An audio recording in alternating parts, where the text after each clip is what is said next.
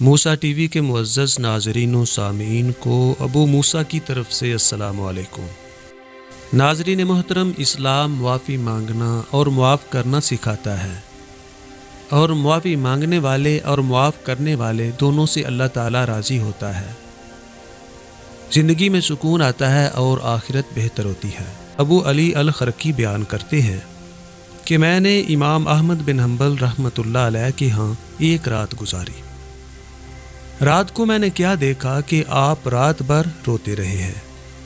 جب صبح ہوئی تو میں نے عرض کی کہ اے ابو عبداللہ، آپ رات بہت روئے ہیں، خیریت تو تھی؟ آپ فرمانے لگے، مجھے معتصم باللہ کے مارے گئے کوڑے یاد آ گئے تھے۔ ناظرین، خلق قرآن کے مسئلے میں اختلاف کی وجہ سے معتصم باللہ نے آپ پر ظلم و ستم کے پہاڑ توڑے تھے۔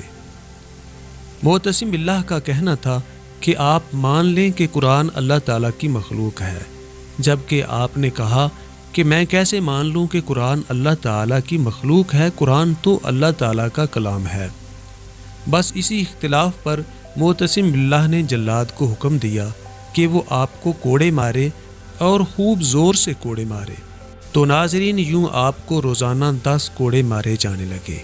کوڑوں کی شدید ضرب سے آپ اکثر بے ہوش ہو جاتے اور آپ کا بدن لہو لہان ہو جاتا، مگر اتنی تکلیف اٹھانے کے باوجود آپ نے صبر و استقامت کا مظاہرہ کیا اور بالآخر آپ کو رہا کر دیا گیا۔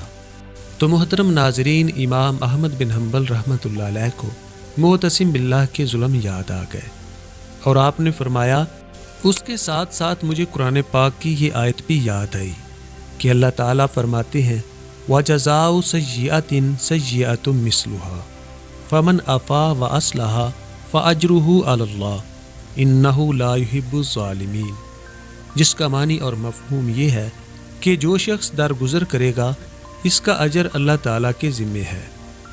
امام صاحب فرماتے ہیں، تو پھر میں نے اپنا سر سجدے میں رکھا اور اللہ تعالیٰ کے سامنے معتصم باللہ کے تمام مظالم معاف کر دیے۔ ناظرین محترم، یہ ہمارے اسلاف تھے اور یہ ان کا اعلیٰ اخلاق تھا۔